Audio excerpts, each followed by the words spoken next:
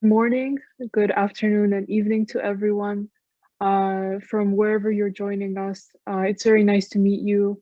I am your host today. My name's Jasmine, and welcome to the second Speak Up session of a webinar. So, Speak Up is a unique collaboration between Keynote and Spunko, through which Keynote directory members and training alumni will share their experience and expertise on various topics each month to inspire and ignite meaningful conversation on subjects that matter and bring communities together through Spunko. So Keynote Women Speakers is the women's leading industry of female public speakers. Founded in Singapore in 2017, Keynote is a nonprofit organization run entirely by volunteers. Keynote aims to bring diversity to speaking stages around the world and they focus on diversity simply because diversity increases group intelligence. So Keynote also offers a much acclaimed public speaking training program for those who want to increase their confidence in speaking either at home or at work. And now Spunko is an all-girls nonprofit organization that operates in 20 countries across the world. Spunko holds regular life skill webinars for young women in various chapters by hosting successful women professionals and entrepreneurs in their webinars. This is the second webinar, as I said, in the Speak Up series, and our speaker today is Abam Mambo, a workplace enthusiast, lawyer, and global keynote speaker. As we celebrate International Women's Month, Abam shares her views on how the International Women's Day 2021 theme, #Choose the Challenge, applies to girls and young women everywhere, and how girls can advocate for themselves, their health and well-being, and of course, their education, and thereby support each other. So a little bit about Abang Mambo. So Abang Mambo is a lawyer and workplace enthusiast who inspires organizations to evaluate the workplace experience by transforming corporate cultures.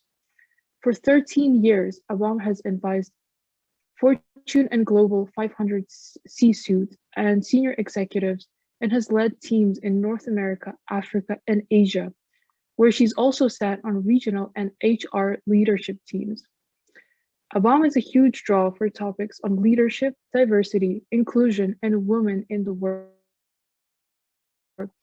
She brings credibility, dynamism, and a broad view to her talks thanks to her expertise in employment law, corporate and compliance, and investigation. And of course, her expertise as an immigrant expatriate to Africa and a Black working mom and leader in Asia. So she's currently a regional legal director at Microsoft and hosts the acclaimed podcast Mama Talk Talks a Different Take. So let's give the stage to Abam, and the floor is all yours now. Really wonderful to be here. So let me just start by saying just a big congratulations to Spunko because you all are doing some pretty dynamic work. And I have to start by recognizing Netra because a few months ago, I got an email, actually a message through LinkedIn saying, would you please come talk to us? Here's who we are. We're a group of young women who are interested in STEM and we think you'd be a great person to come talk to us. When I found out how young these women were, I thought, what was I doing with my life at your ages? So again, to Spunko and to your parents and your communities for supporting you, I just want to say bravo. And this week, when we're celebrating International Women's Day, I'm very passionate about the topic or the call to action around Choose the Challenge. As a lawyer, as a mother, as a writer, and as someone who has a platform through my podcast, to actually share diverse perspective, this is an honor for me to be able to talk to you young women about Choose the Challenge, because it is both a call to action and a responsibility that I hope you will carry with passion and with zest. But like everything that I do, I like to start with a story. I cannot talk to you about choosing to challenge without putting some context around it. So first, I will share some stories or myths I heard in my childhood. And I want to share this because I believe that young women everywhere hear stories of this kind at some point in your lives. And I share it in the interest of making sure that if you hear this story, that you have a way to process it and to decide what your journey with that story is going to be. So the first one I want to tell you all about is about a line I heard often when I was in boarding school. So I was born in Cameroon, and I went to an all-girls boarding school called Our Lady of Lourdes in Bamenda. And it was run by Catholic nuns who firmly believed that young girls needed to be on their best behavior at all times. And one of the things I heard a lot between the ages of 10 and 14 when I attended boarding school was, ladies are seen and not heard. Ladies are seen and not heard. That phrase stuck with me to this day because at the time, I think the nuns perhaps intended for that to mean we needed to not be disruptive, we needed to be quiet, we needed to behave ourselves. But the repercussions of that statement to women everywhere is quite impactful because when you think about it, ladies are seen and not heard takes away a little girl's voice. If you hear that at 10 at school, it teaches you not to speak up. It teaches you not to share your perspective. It teaches you not to say what's on your mind. It teaches you not to question. But without questioning, you cannot learn. Without questioning, you cannot challenge. And with our call this year of Choose to Challenge, I felt it was important for me to share the story around ladies are seen and not heard because therein lay a concern that if you were a lady, you could be seen but not heard. But if you raised your voice, then inherently you're not a lady. And we've been taught as young girls, many of us, that we want to in fact be ladies. So that's the first thing I want to talk about and just hold that because we'll come back to it and what it means to be a lady and to be seen and not heard. The backdrop of that story is important to me because when we ask little girls, young women, to be seen and not heard, when they grow up and go into the workplace, let me share with you all what happens. And if you are a woman on this call and you're in the workplace, you probably understand what I'm about to share.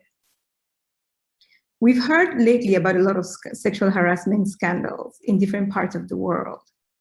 One of the challenges that we face in workplaces the world over is when people, men or women, experience things like sexual harassment in the workplace, very few of them report it.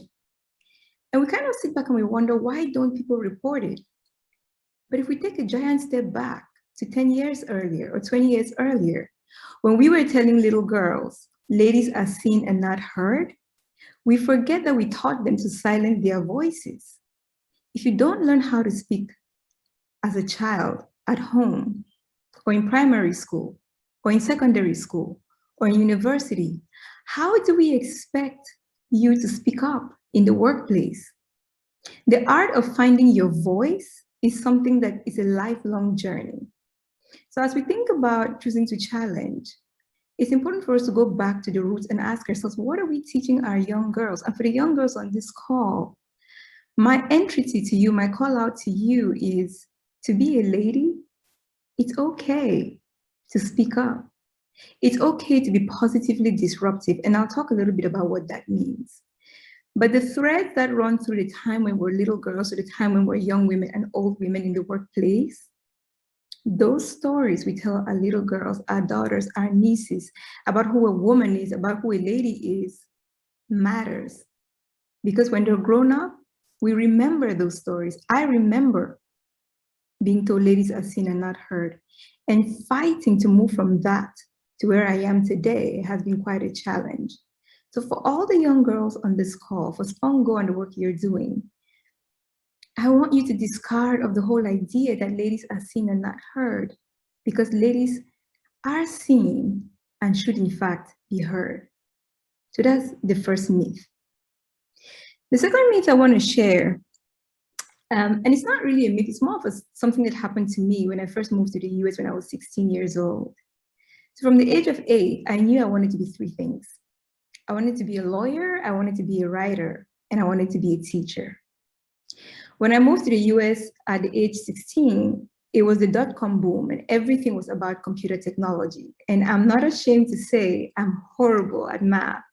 I'm not a great science student. It's ironic that I'm actually talking to a group of people and women who are passionate about the sciences. I'm just not very good at it. But when I got to the US in the dot-com boom, my family thought, why be a lawyer? Nobody hires African lawyers. Nobody pays African lawyers. Why don't you go do something that pays? Why don't you go do something that will help you put food on your table? That may not sound like a place where I needed to challenge, but actually it was. So I told my mom, okay, I'll give it a go. And I tried for the first semester to take classes that were really focused on computer sciences and technology. And I failed miserably. And I had to go back to what I knew.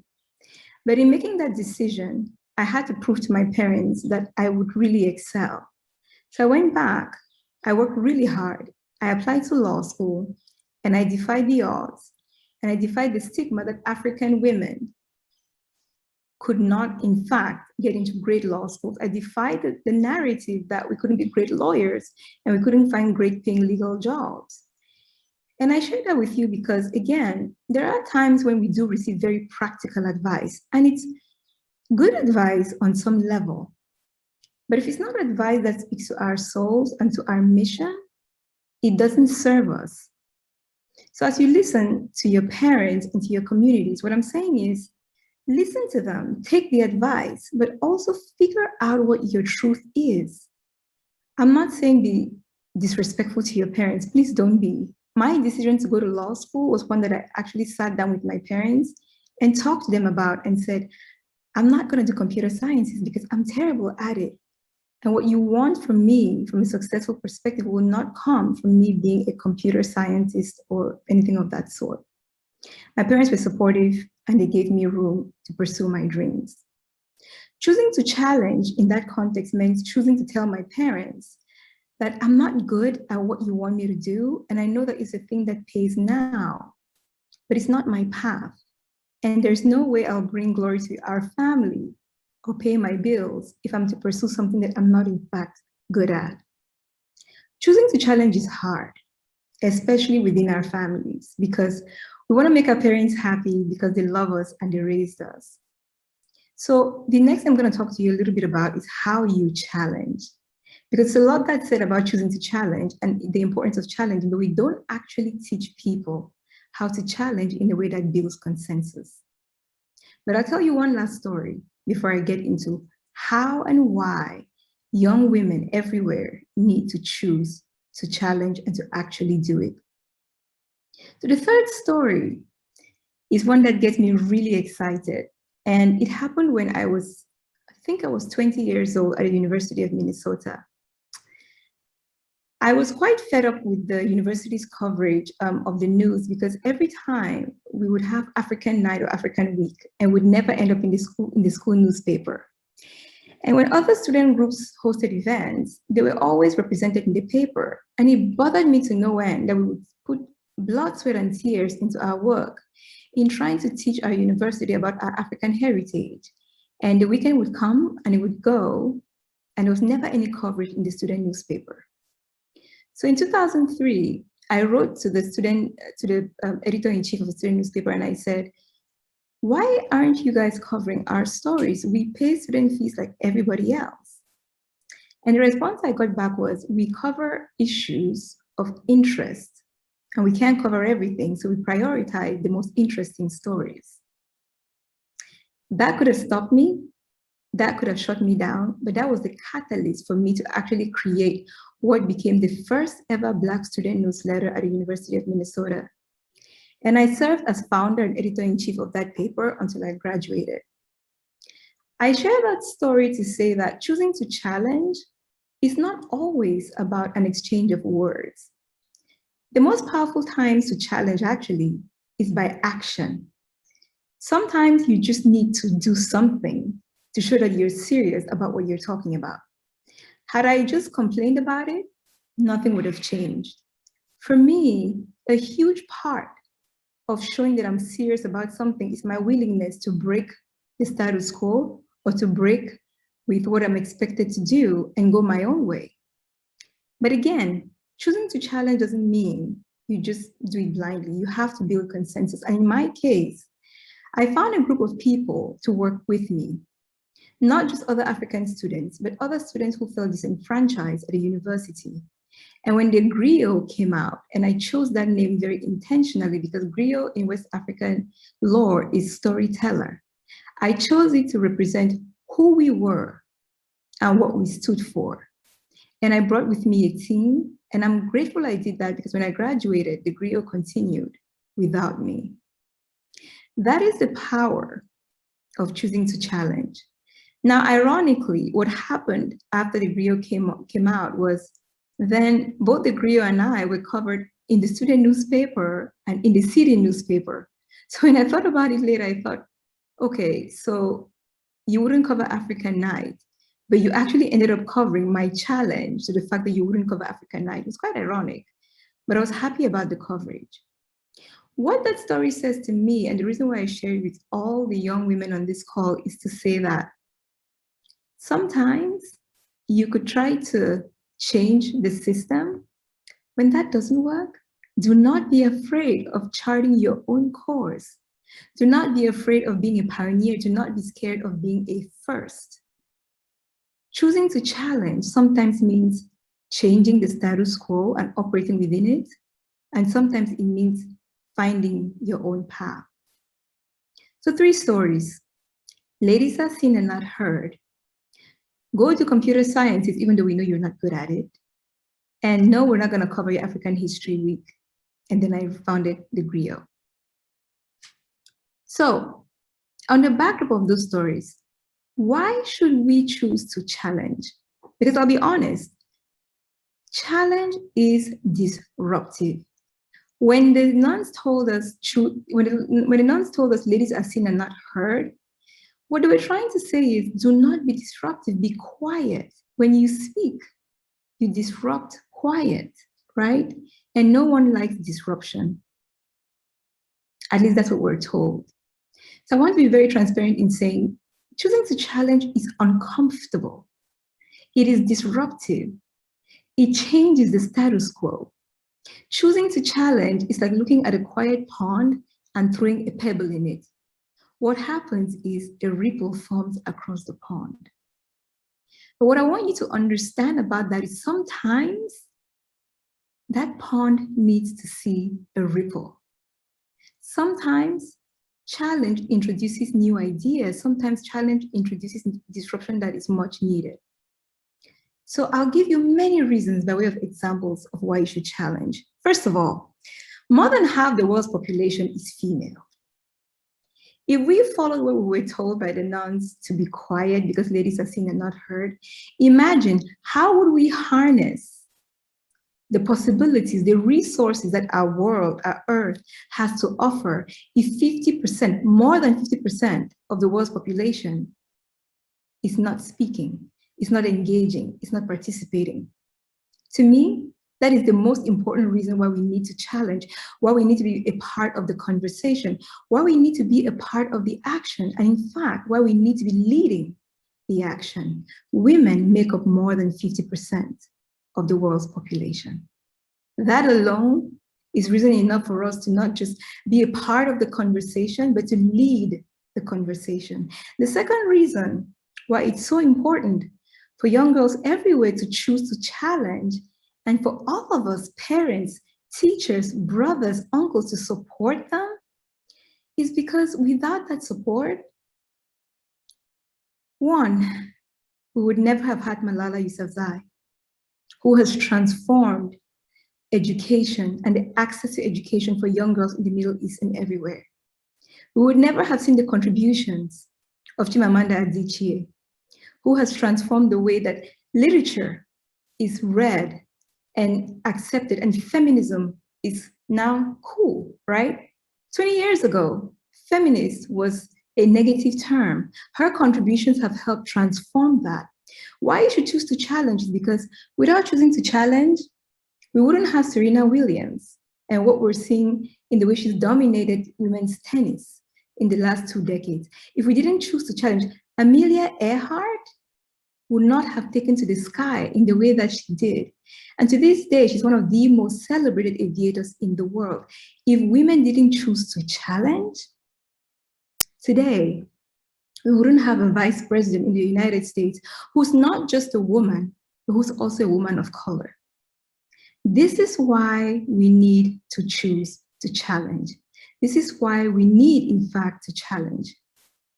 Recently, we heard the announcement of the World Trade Organization appointing its first ever female Nigerian African Director General.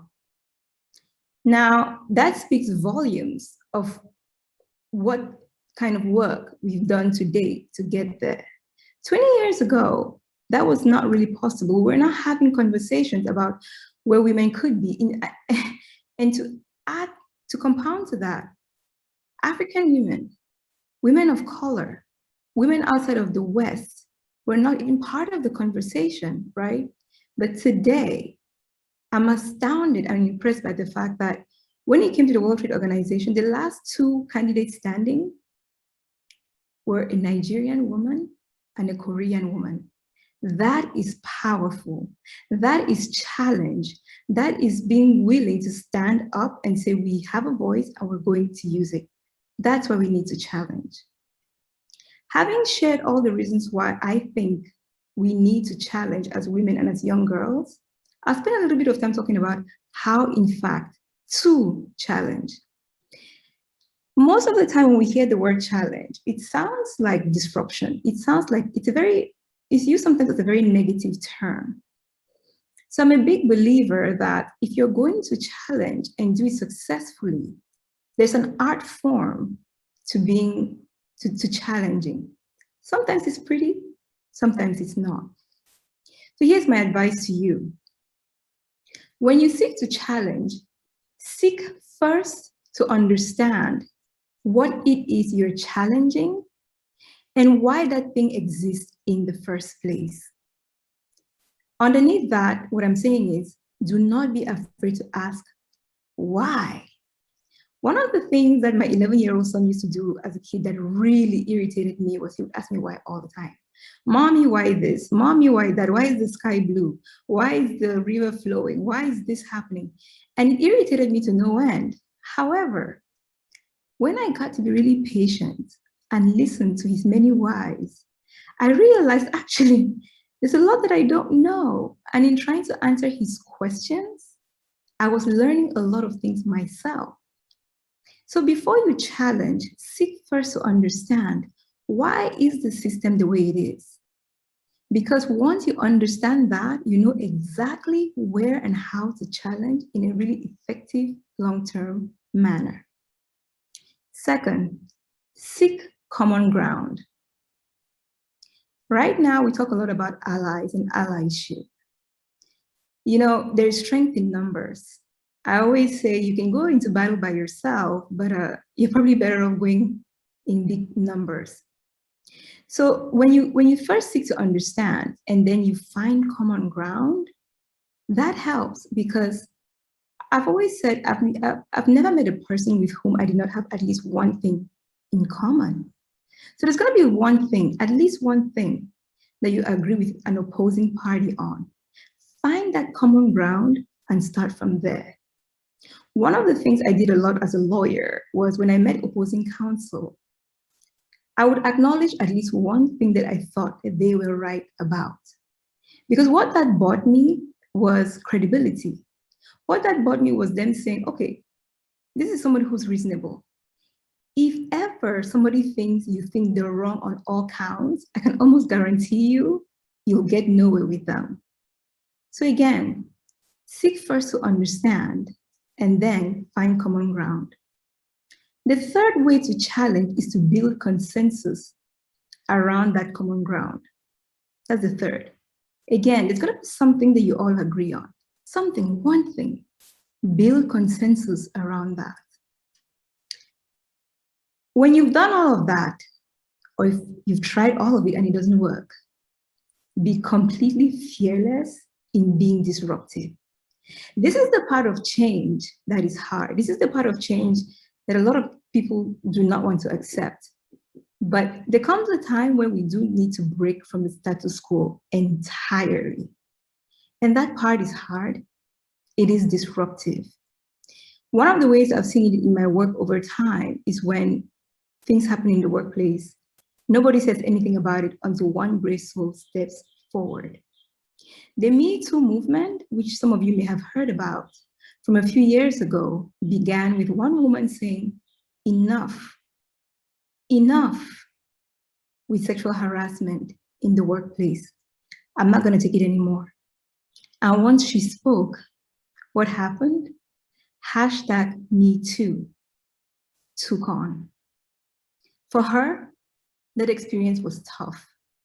To stand out as a pioneer is hard. You may get insults.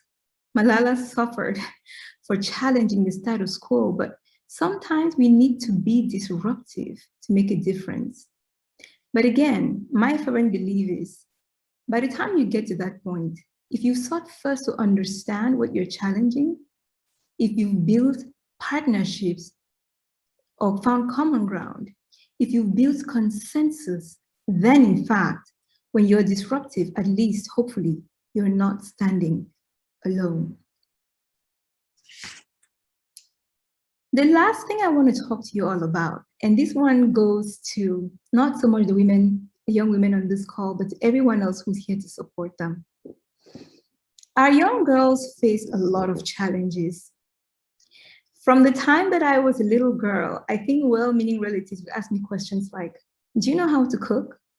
Because no man wants to marry a woman who doesn't know how to cook.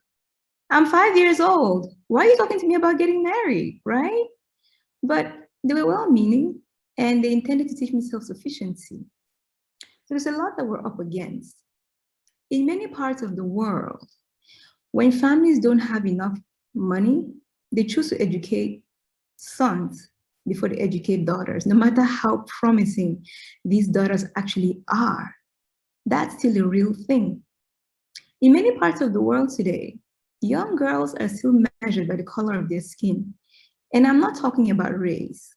I'm talking about the fact that we are being segregated according to how light-skinned we are or how dark we are. I don't know how many young girls on this call have heard something along the lines of, you're pretty for a dark-skinned girl. Or, don't be in the sun, you're gonna get dark. We're teaching our girls to value their appearance over their integrity or intelligence. And that to me is problematic.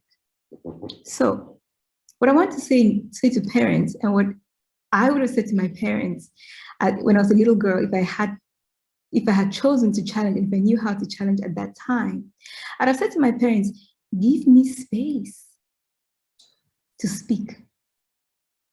Give me space to say what's on my mind. Because not only might you learn something, but actually, you as my parent might catch something that's wrong in my reasoning and correct it.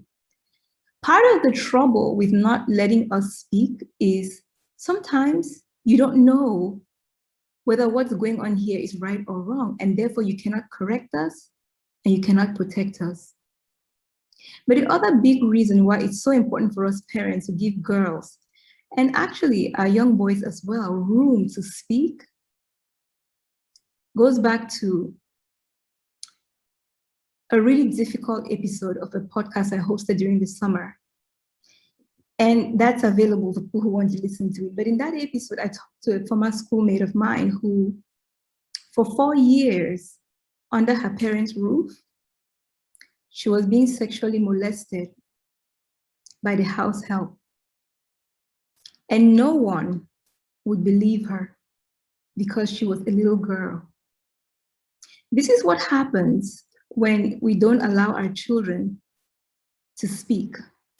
This is what happens when we teach our children, whether boys or girls, that adults are always right. We need to hear our children out. One, to protect them, but two, because again, sometimes we need to correct them and we don't know what to fix if we haven't even heard what's on their minds. Parents, give space for your children, especially your girls, to be creative. We assume that schools will allow for these things, but creativity is actually learned first at home. And I say this to myself as well as a parent, right? Because I want my son to be a great mathematician. I want him to be a great scientist, a great artist. But actually, what my son loves to do the most, which I never saw coming, was to design cartoon characters. He spends hours designing these tiny little things. And over time, he's amassed more than 100 of them. And I could never envision that my son could do something like that. So when we give our children space to be creative, we give them space to surprise us. We give them space to be magical. We give them space to show us the expansiveness of the human mind. If for no other reason, we need to give our sons and our daughters space to be creative, if only because they may really surprise us and add to the magic that is this world. If there are brothers, uncles, listening, grandfathers, encourage the little girls in your lives. They will meet so many challenges outside the family that they don't need challenge, difficulty at home. There is so much that is waiting for your little girl out in the world. That home needs to be that safe space where they come to lay their heads. I've been an employment lawyer since 2007. And when we talk about issues of gender disparity in the workplace, it still exists. Women are still paid less than men. Women still hold fewer senior positions than men. Women are still not as heard or believed in the workplace as men. There are studies that show this again and again. The world continues to challenge us. So on the home front, can we make it just a little easier for our girls? Because there's so much that awaits us out there that does not await our boys. That's my message to the brothers and uncles and grandparents who may be listening, grandfathers. To all the other women on this call, the mothers, the big sisters, the aunts, the cousins, there is a narrative out there that sometimes we as women intentionally or unintentionally hold each other back. Here's what I'll say about what I've seen. I have never heard a father telling his daughter not to get in the sun because she'll get too dark. I've heard mothers saying that. I've never heard a father say, don't go out looking like that, no one will marry you. I've heard mothers saying that. I've never heard a father tell his little girl, you look too chubby, you've gained too much weight. I have heard mothers, aunties saying that. I know this is a hard one for us to take in, but the reality is sometimes when we try to protect our girls, what we unintentionally do to them is reinforce the very same things we are trying to stop. When we say don't go out in the sun because you will get dark, we think that we're preparing them for marriage, right? Or we're telling them inadvertently that you're not beautiful just the way you are. So mothers, sisters, aunts, female cousins, our role is to show the girls something different. Our role is to remind them that they are beautiful just the way they are. Our role is to help them get to where they want to be, to shepherd them, and most of all, to protect them. I cannot tell you how many times in the stories I've covered when I've heard mothers who were aware of sexual assault of a child who said nothing, who did nothing. If we don't protect our girls with whom we share very similar experiences, who else will understand? Who else will protect them? Sometimes allyship is not a question of asking men to support us. Sometimes allyship is asking other women to be on our side. Women who've been through the same thing, women who are on the other side of the color line, women who are on the other side of the privileged economic life, women who are on the other side of the world. Sometimes we need support from our own immediate communities, not so much people outside of it. So to the mothers and the aunts and the cousins and the friends, let's start by being a little less hard on each other.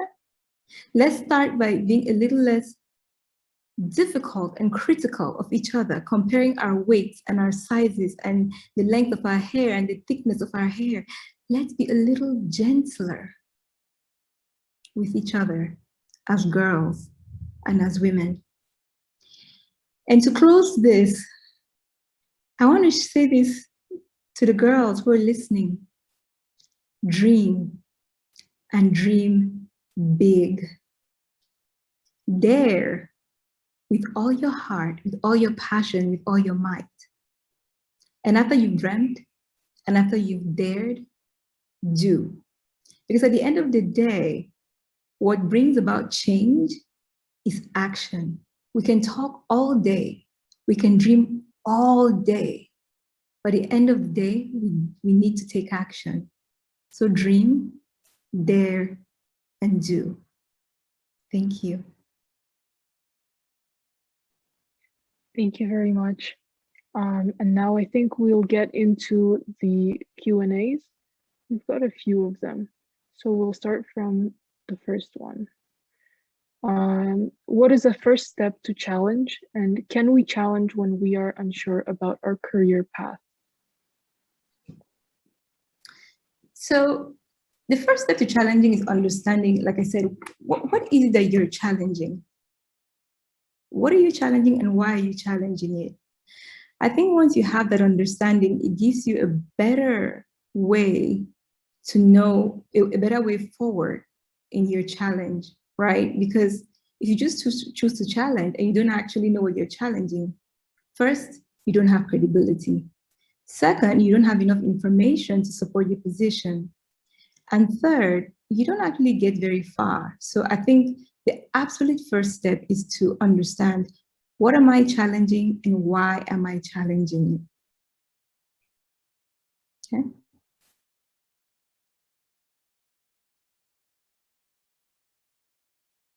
Other questions? You're on mute, Yasmin. On mute again, sorry. That's fine. Go back. The other, the second part of the question was, can we challenge when we are unsure about our career path? I think. Yeah, I think so. Actually, sometimes the best time to challenge is when you're uncertain. And the reason I say that is because that's when you have a lot of questions, right? You don't know which way to go. And when you are in a place of questioning and wonderment, or just kind of wondering in general, it's actually the time when you're less sure of yourself. And that alone, that uncertainty, is the perfect space for questions, right? Because really at that point, you're seeking to understand. So if you're not clear what your career path is, ask people who are doing things you might be interested in doing, right? Why do you do this work? How do you enjoy this work? How do you get into this line of work? So I absolutely think, yes, if you don't know what career you want to get into, ask questions. That is the perfect time to do it. The second question is, were you ever scared to challenge or speak up? Yes, all the time, all the time. And that's why I said earlier that choosing to challenge is hard because it's disruptive. And there are times now when I still think about, do I want to raise that? Because I want to keep the peace. I prefer to keep the peace. For me, it's a constant thing, right? So I talk to you guys not because I've completely figured it out. I talk to you because it's something that I've practiced. It takes practice and it takes time. So yes, so sometimes I still have to, I get scared to challenge, but I do it anyway. I'll give you an example. Just not that long ago, in a previous role, I felt that I was being bullied by a more senior member of the team. And at the time, I was pretty senior in my role. And I thought, I've been telling people, if you get bullied at work, you have to speak up. It took me a while to actually say something because I didn't want to be disruptive. So I had to think about it. I consulted with my partner, with my friends, and then I spoke up. That's why I'm saying to all of you, you should challenge, but make sure you understand what you're challenging, why you're challenging it, and then build allies, build consensus, use your resources. So now I challenge more often and more freely, but it takes a while. And part of that is because I never learned at your age to challenge. So I'm really glad that we're having this conversation because I want you all to learn earlier, practice sooner, and start to challenge much sooner than I did. And the next question is, how can this challenge help future generations? So I gave some examples of the women I talked about, right? Let's start with Serena Williams, for example. If you were born in the 2000s, it seems very normal to you to turn on the TV and see a Black woman playing tennis. If you were born in the 2010s, it's very normal for you to turn on the TV and see Black women playing tennis and winning and seeing many of them.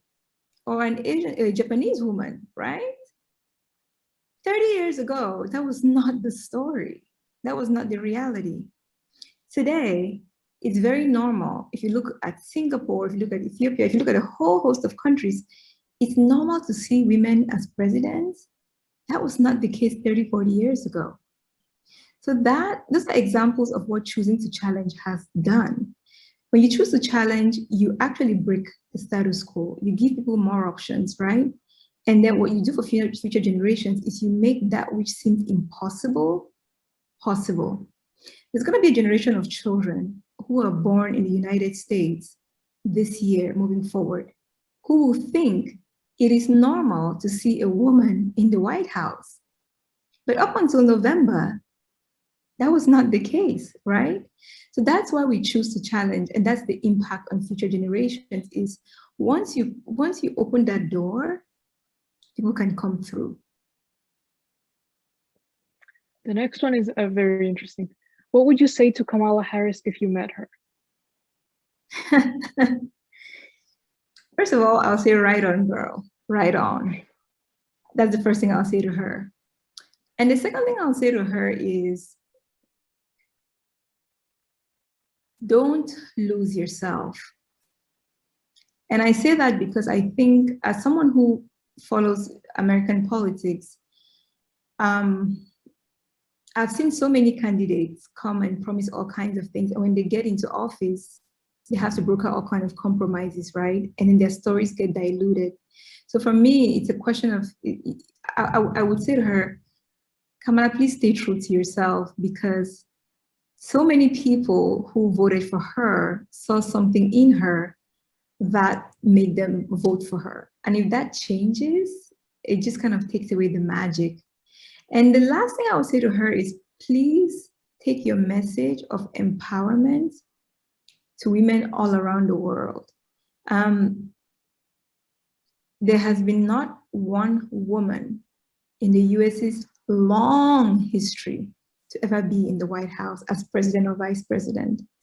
And because of the United States' role in the world, she holds a really special place to send that message to young girls about what is possible. So I would say to her, take that magic that you brought with you and take it to as far-flung parts of the world as possible because we need as many girls to know you can crack the largest glass ceiling in the world. These are the three things I'll tell Kamala. The next question is, did you have any challenges when you joined a big company like Microsoft? Yes. So that's an interesting question because I could take it from a number of different places. Personal challenges, yes. One of the challenges I've had is, and the reason why I talked about consensus today is because when you join a big company, one of the things that you learn pretty early on is that there's politics, right? And one thing we tell people, and I'm a huge advocate for this. We usually tell people, find your allies, find the people in the workplace who support you. I'll go a step further and I'll say, you should also know your detractors. You should also know people who don't like you. You should also know people who will stand in your way. And I know that that's not positive sounding, but if you don't know who can sabotage you, you don't know who, if you're talking or confiding in the wrong person. So for me, I think one of the things I've learned about being in a big company is just know when to speak, know how to speak, and know who's on your side and who's not. Now, that's something that a lot of people don't want to talk about because it just doesn't sound so fun. But it's the reality. Not everybody's going to like you, but you should know that. You should know who's you. One of my former bosses gave me very excellent advice. He said to me, Abam, when people are giving you feedback, you should know already what they're going to say, right? I know that sounds a bit crazy, but actually, if you're paying attention, you're having the right conversations, you should know what people are going to say. So have I had challenges in the workplace? Yes. Yes, I have. Some of them have been cultural challenges. Others have been, I really just want to say something because that's how I feel. And I've received really good guidance from well-meaning and really supportive bosses who've told me now is not the time.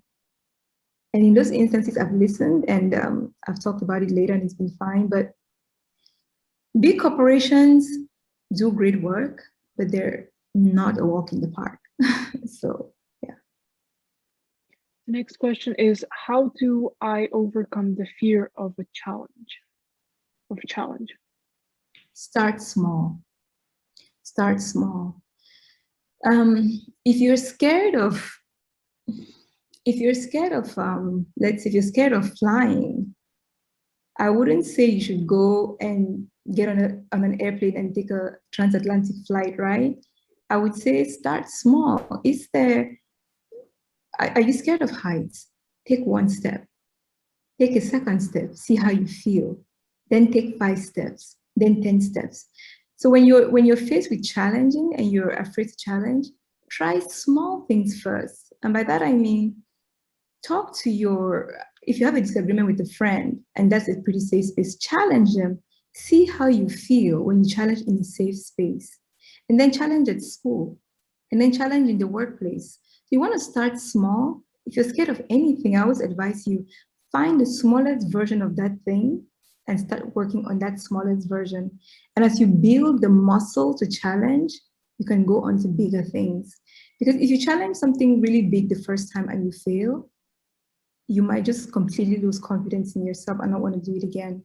So the short answer to that is start small, and also don't go it alone. If you can manage to get someone to support you in that challenge or just have your back, do that.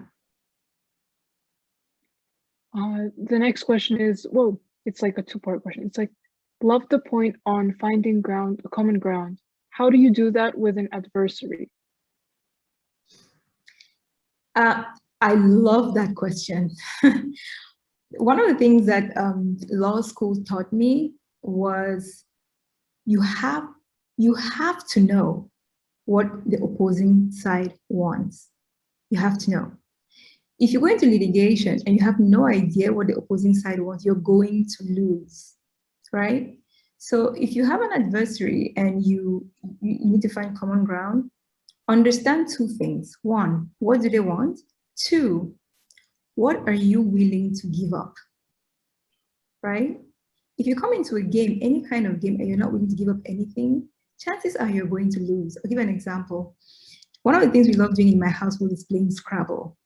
And I do not like to lose. I'm very competitive. But one of the things I learned was I have missed out on getting 5 or 10 points because I was hell-bent on getting 20 points or 25 points, right? And in so doing, sometimes I've missed the round.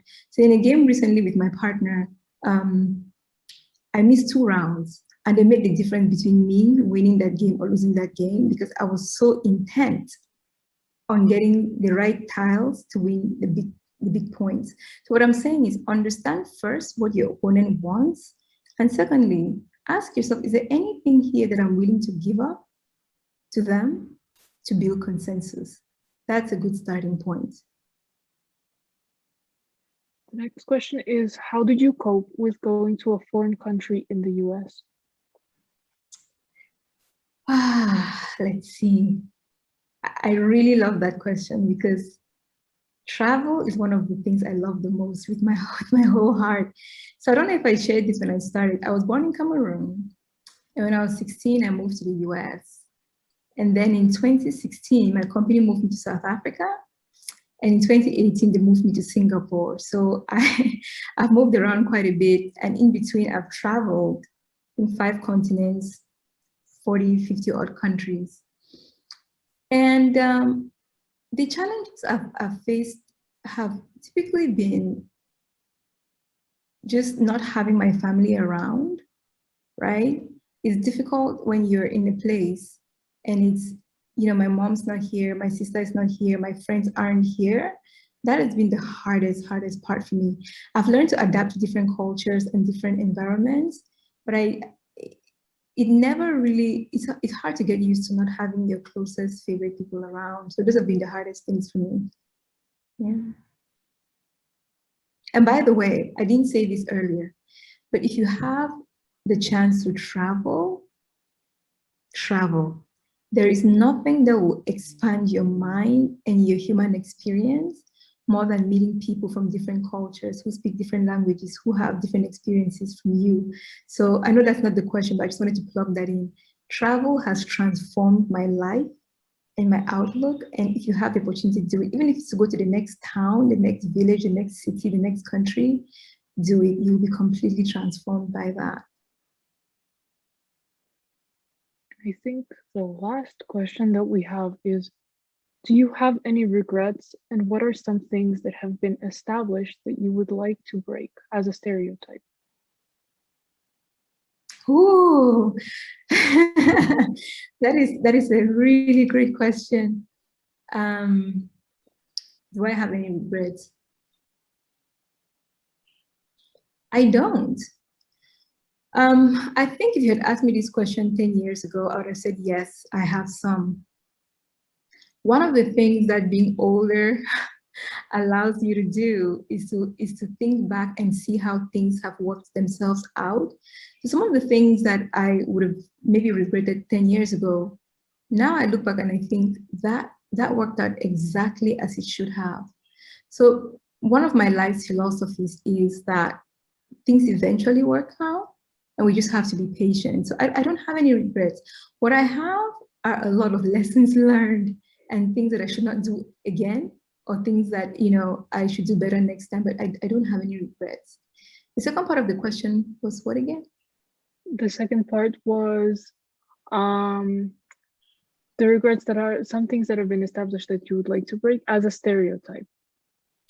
Okay. Maybe. So I know that this is all about girls, but this is my chance to talk about boys a little bit. It really, really upsets me when people say boys don't cry. That is one stereotype that I need to break. I want to break, I will break, that boys don't cry.